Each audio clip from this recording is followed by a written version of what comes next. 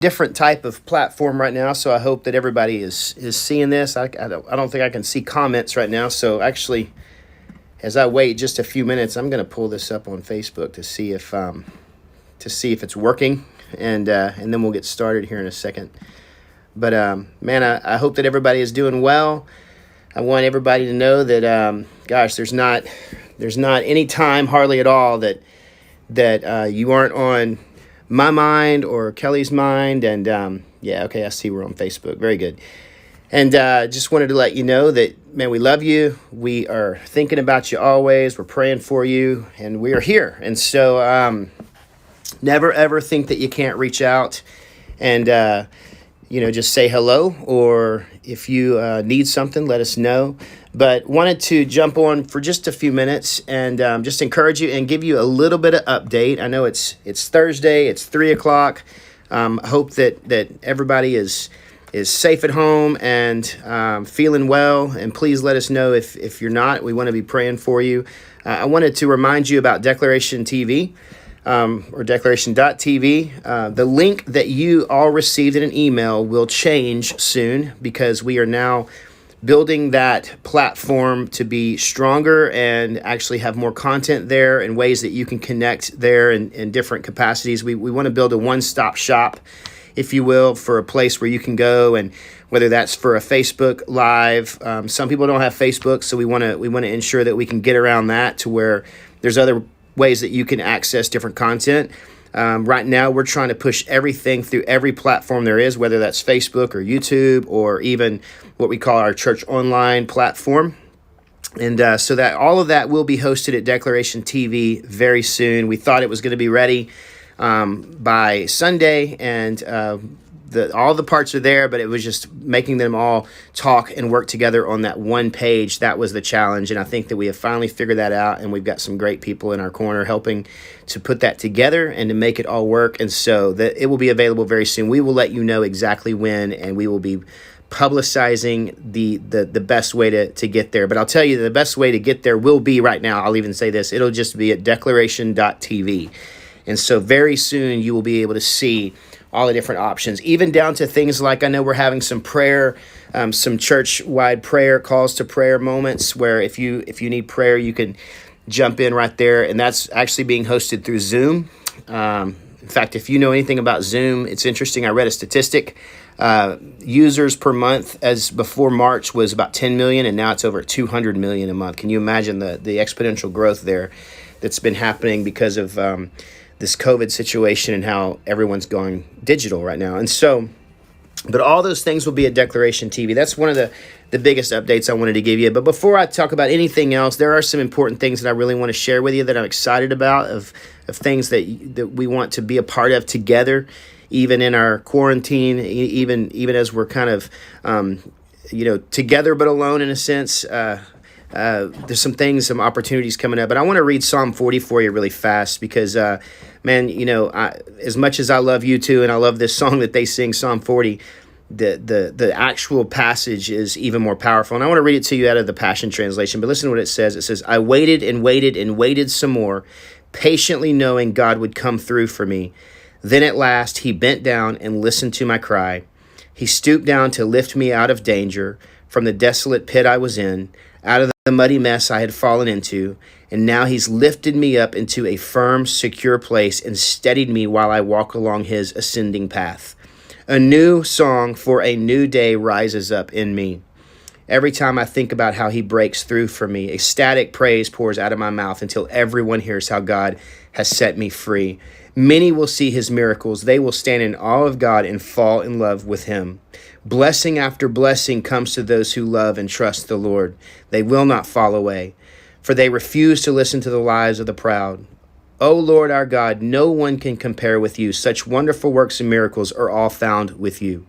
And you think of us all the time with your countless expressions of love, far exceeding our expectations. And I just want to encourage you with that word there, because here's what I believe. I believe that God is doing something right now as everything is shaking.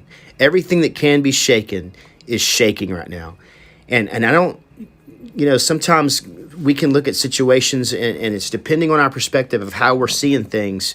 But I don't want to say that this is a great time frame that we're in, because obviously there's a lot of fear and panic that we've been talking about over the last few weeks that I know that a lot of us are experiencing right now. But at the same time, man, God is going to use this. I am deeply believing that God is using this season and this time to globally wake up creation again to his glory and his rightness and his holiness and his goodness and his love and his hope, his peace. And so, I'm praying that as a church, we all have the right perspective on this thing that we're experiencing right now. And I know it's difficult, especially as days go by and we hear it's going to be more time, 2 more weeks, this or that, the unknown on the other side. We're going to actually be addressing some of that in the weeks to come. But be encouraged today. Go back and read Psalm 40, and man, just allow yourself to rest in the truth. And what I just really believe is just the promises of God. And some of us are waiting, and we're waiting some more patiently, knowing that God will come through. And that word patient, that can also mean long suffering.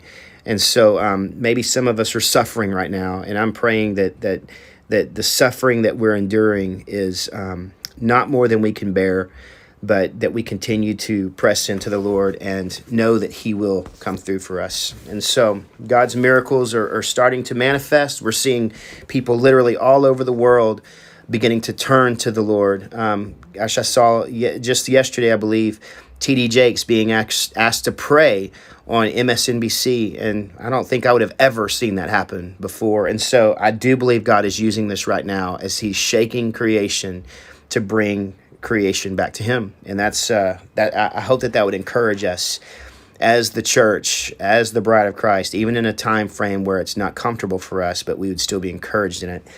All right, so a couple things I want to tell you about. I won't take much time here, but Declaration.tv will be the platform. We're hoping within a couple of days that it's all fully functional and it's fully launched, and for sure it will be by Sunday. And so we wanted to get through last night with the students going live and everything before we started kind of reconstructing, and launching it at least. So by Sunday, and hopefully before, we will let you know when it's live and relevant there. But you'll be able to get everything that you want to get to right from Declaration.tv. So that's exciting. Second thing I want to encourage you with, and hope that you're still with me, or maybe if you're going to watch later, I promise not much longer here, but Good Friday is coming up, April 10th. That is not this tomorrow, but it's next Friday. We enter into Holy Week, and so obviously Easter is going to be different this year for so many of us. We were talking about this the other day. Generations, I can't think of one time that we have not had the ability to go and gather together for Easter Sunday. But get this, we're still going to be together, and we're going to ask the Lord to leverage this moment to even see greater growth in the sense of ability for us to get the gospel out to even more people digitally. And so I'm going to need your help in this.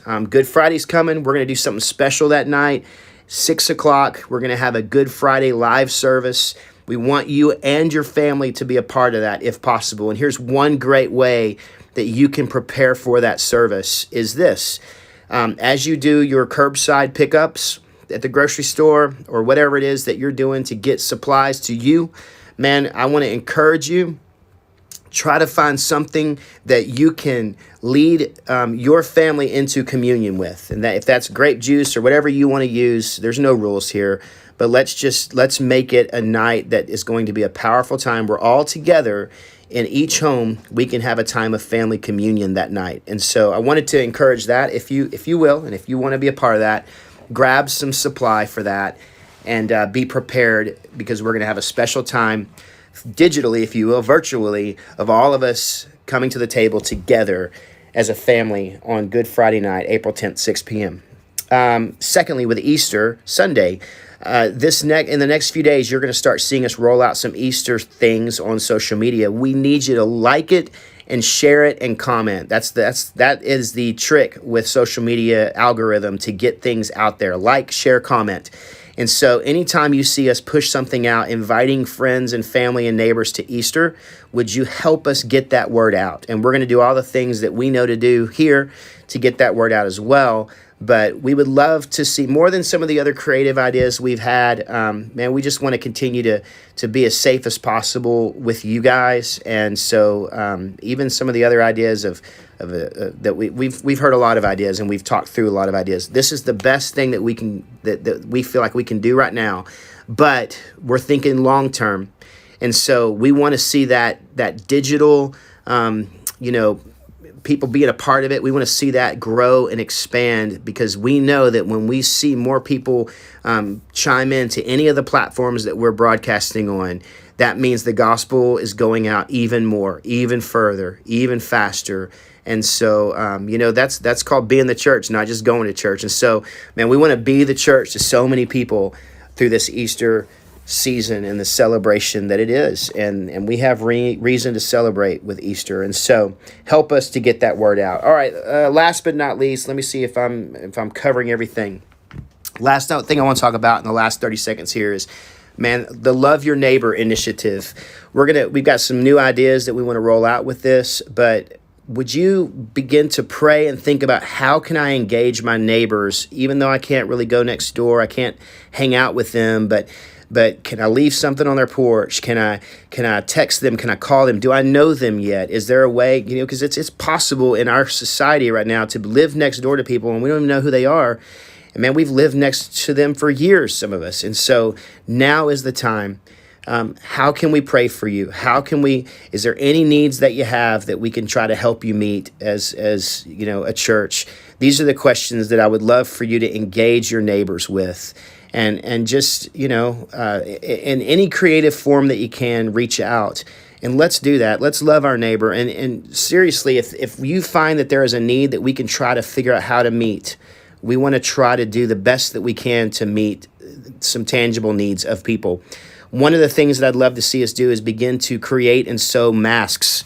We cannot get access to them. We have tried and tried and tried. Even now on Amazon, unless you're a hospital or a government agency, you cannot get masks or gloves or anything like that. And so we've got some healthcare people right now in our church that can't get access to masks and face shields, and they're being told they can't have them, and they're seeing sick people. But we can do something about that, right? And so just tangible things that we can do. I know I'm kind of mixing a lot of stuff up here together, but I'm trying to keep it under 13 minutes, and I'm at 12:30. So just some different things we're going to roll out, but be thinking right now, how can I love my neighbor? How can I love those around me? How can I reach out and minister and just connect to? And how are you? Are there any needs? How can I pray? I mean, these are the best things we can do right now. How can I pray for you? Is there any need that you have? Some people cannot leave at all because they're immune compromised, or they're in a fragile situation. And so we need to be the church to these people. So I want to encourage you in that. And I want to thank you for coming and being a part of today. Go back, read Psalm 40. Think about Easter. Think about that Good Friday, 6 p.m., next week being Holy Week. Man, we're going to try to send out some content pretty much nearly every day next week to encourage you as we look to Holy Week together. And just know that I'm praying for you. And if you need anything at all, please reach out. All right? We love you, praying for you. Be a part of the prayer times that we have online. Be a part of the virtual small group. Stay connected in this season where it's so hard to feel connected, I know. But we can stay connected, and we're doing everything we can as the church to hopefully provide a place for you to be connected and to invite other people to connect. All right. I love you, church. I hope you're doing well, and we will talk again.